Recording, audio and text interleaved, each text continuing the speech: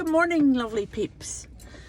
So today I wanted to say a few words about holding your own in a conversation and about general assertiveness. So when people come to see me, first of all, sometimes they ask me, how can I come across better? How can I be more assertive? How can I not be bullied in conversation? And it is a really common question. Now, when I take somebody on for extensive therapy, we would have a look at what that person's view of themselves is underneath and why that's there and how we can remodel that and have the person come from a more confident place in themselves. So basically myth busting about their pasts and why they haven't felt able to put across their point or put across their needs. So we're not going to go into that today. Obviously I can't do that unless I'm working one-on-one with someone, but there are a few tips that are very, very useful in not only in the dynamic of one-on-one assertiveness, but in a group situation where you may feel dominated, you may feel insulted or overlooked, and these are a few wee tips, a few wee strategies just to help you through that. Now, as I always say, sometimes you don't have to feel these things. In fact, often you don't have to feel what you're saying, but you kind of have to fake it till you make it. And if you're good enough at it, the other people in your party won't know the difference. So even though your knees might be like jelly and you might be thinking, how am I going to come across here? This mightn't work at all. If you can just take a deep breath and follow these little instructions, it might really help you. And the next time you're feeling, as I say, overlooked or defeated in a personal exchange. So the first thing, whenever you're in a group situation, we'll start with that, and you're not being heard. Say you're at work or you're out with a group of friends or something, and something's being discussed and you're not being heard. So the first tip that I could give you would be eye contact. So whoever is speaking at that moment, you hold eye contact with them, and you don't take that away for a moment. You don't kind of, when they look at you, you don't look away, you don't look down, but you actually engage with them face to face with your full body towards them, and lean in slightly. So you're basically saying with your body, I'm engaged, I'm listening to you, and I'm receptive to you. So another very interesting thing that can happen in that kind of dynamic is that when a person talks to you and talks over the top of you, what we want to do is to kind of either crouch away and slide down in the seat a little bit, look away, start to use body language that's protective, folding arms, putting your shoulder towards the person, crossing your knees, all sorts of things that can subconsciously happen, but those signals are saying, I don't deserve to be listened to, I'm not really here.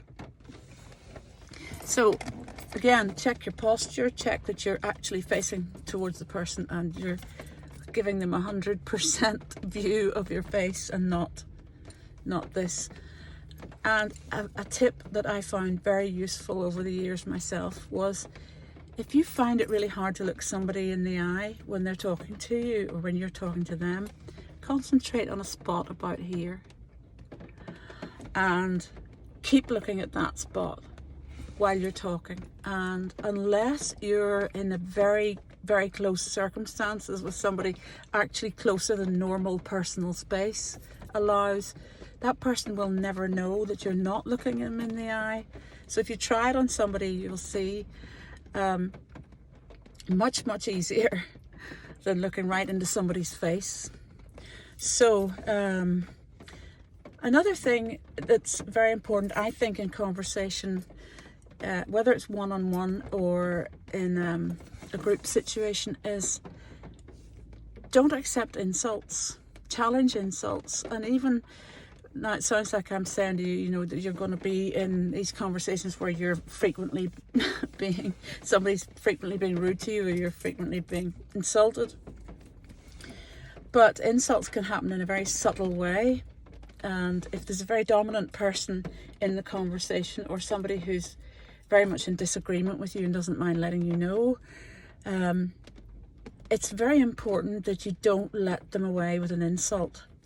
So the way to challenge them is not by talking over the top of them or raising your voice. You put your hand up when you've had enough, and you hold your hand up continually until they've actually stopped. And you continue your eye contact, put your hand up, and make it very plain that you won't accept what they're saying in that particular tone of voice. So you're not saying, I don't want to listen to you. You're saying, I don't want to listen to you while you're talking to me like that. So when you put your hand up and it's just a blocking signal, it's like, no more. You can see that. I mean, it doesn't take you to be Sigmund Freud to figure that out. So if somebody says something to you that you genuinely feel is inappropriate or rude or unfair or something, always challenge them. Don't let them away with it, because as long as you let them away with it, they will ramp that behaviour up.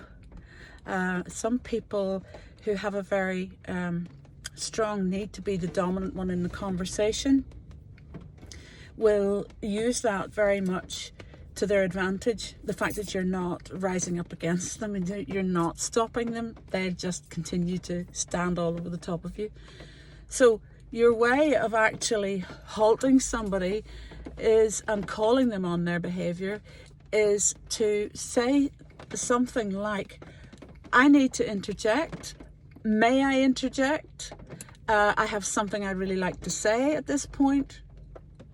Again, eye contact, good body language. And when you're given the opportunity, that you say, I don't think that's appropriate. I find that quite rude, and I wanted to challenge you on that. Now, if you're feeling particularly cautious or frightened and that's too much for you to say, you can always say, may I interrupt you for a moment? I'm not sure what you said there. It sounded rude, but I'm sure you didn't mean it like that. And again, this is engaging with them on a very direct level by making it personal, by making it, you said something, I'm not sure I understood it. Could you clarify it? This usually puts the person at a slight disadvantage if they're used to being in the dominant role, because they're not used to being challenged or stopped. What normally happens in a situation, in a group dynamic, is everybody takes a different place. There's a theory that there's only the same 5 people in a group dynamic, that you know, no matter where you are in the world. So what's interesting is you get 2 dominant people and they're shouting over the top of one another, or just talking over the top of one another. If you can picture it like a classroom full of very small children, very young kids, and you'll notice with young kids that it's as simple as the louder you are, the more likely you are to have attention. At least that's the thinking.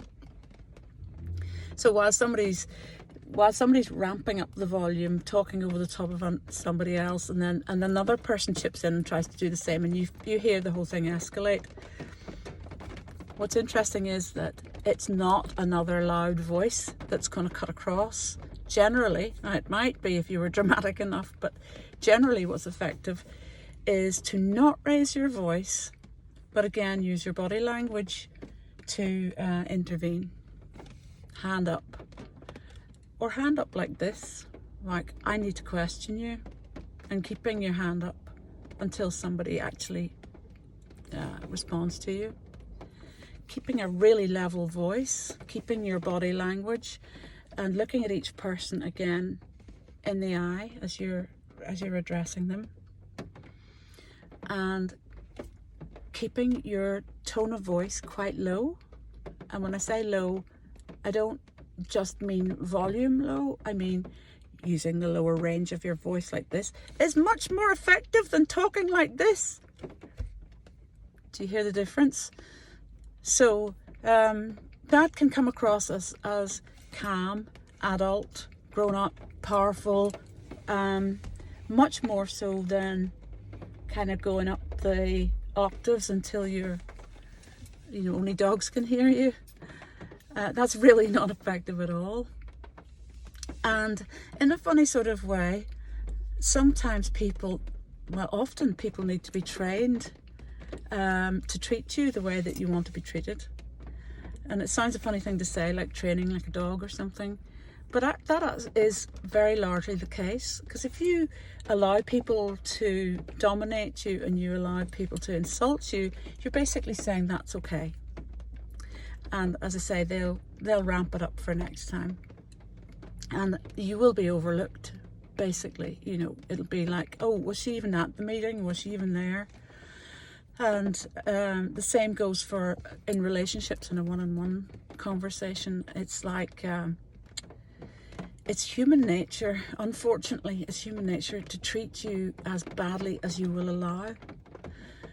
As a friend of mine used to say, if you're going to have welcome written on your back, you can't be surprised when people wipe their feet on you.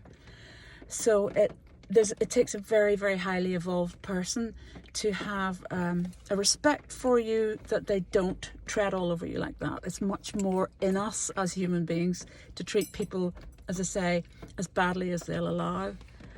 A very interesting thing that you can also do is when somebody is being inappropriate in the conversation is that you can block them with your body. And again, this is one that can work on a one-on-one level and one that can work in a group level. So you actually take your body and move it in a different way and disengage from them. So disengaging means knees turned away from them, upper body turned away from them, and no eye contact. At this stage, you're basically saying, you're not even worth me engaging with. You're not worth my time to do that. And sometimes that will, not always, but sometimes that will create a space or an interest in the person to win you over again. And this is a time when, if you disengage completely and powerfully enough, you're giving them the signal that I'm not going to be spoken to like that. I'm not in this conversation anymore. You actually give them space to come to you and try to win you over again and try to win you back into the conversation. And the last and not least, and certainly not in order of importance, is that you can try and sound like you're detached from what they're saying, even though you might be wincing inside, that you come across as not being attached to their opinion of you. So if they say something, you always, you never, or whatever it happens to be, some kind of personal slight, that you can quite clearly and firmly put across that may be of interest to you, but you're not taking it on. So you can say something like, oh, really? Okay. So that's interesting that you would say that. Or you can say, actually, that's quite funny. Tell me more about that. Or you can make a self-effacing joke as well. Not a sort of a really, you don't put yourself down, but you might say something like, wow, that's some opinion you have of me. Where'd you get that from? Keep smiling, keep lightness in your voice. Don't start to get dug in with them, because digging in is probably what they're used to. That was one great tip that I learned a long time ago, was some people are very, very comfortable with their backs to the wall, and they're very good at coming out from their position of back to the wall at your jugular and that they've done it so many times that they're really, really excelling in that side of themselves. And you're just like in those Tom and Jerry cartoons where they used to put a knife through him, chop, chop, chop, chop, chop, and he'd fall to pieces on the floor. That's what you're like. When somebody comes at you like that, you just get shredded because they're so good at it. So when you're faced with an encounter like that, you lighten it all by saying, oh wow, really? Is that how you see that? Or as I say, you make some kind of a remark that keeps the conversation light. Like what you're basically saying to them is, I don't really give a crap what you think. And you know what? I'm not taking on what you say. You know, the final thing is, come from a point of view of how you would like to be, not how you feel inside. And the best way to do that is, as I say, keeping an eye on your own body language, keeping an eye on how you are coming across in your adult self. We don't want any 6-year-olds at the table because sometimes there's enough of those. This is, by the way, why I say to you to raise your game a bit when other people are sort of like ramping the tension up between them, getting louder, getting squeakier, that you come in with a really kind of low, confident, grown-up voice and confident body language. Yeah, sometimes easier said than done. And I always think it's if you know in advance that you have to go into an awkward situation or one that you feel like you're on the back foot, there's some colours that you can wear, and this is the best one. Red is quite a confident, well-grounded colour. I used to have a friend who did chakra work, and she would always say, you know, dress the colours that are appropriate for your chakras. And your root chakra, which is the base chakra where you feel the energy is grounding you, where you're attached to the earth, where you have a sense of I belong here, you know, ultimate confidence. The colour to wear is red. So always get your red knickers on if you're in a situation that you know you're gonna have to step up to the plate. Get your red jumper on, you know, get your red lippy on, get whatever on that you can sort of actually feel a little boost of confidence when you do it. Or if you're a bloke, get your boots on. Or even if you're a girl, get your boots on. Do something that that underlines your I don't take any shit persona. And like I say, don't let the bastards grind you down, and don't let them see that you're really chickening out underneath. Just put it out there that you're not to be messed with, and I can guarantee you will be messed with a whole lot less. Any feedback, let me know, and enjoy it because it's all just a big game, right?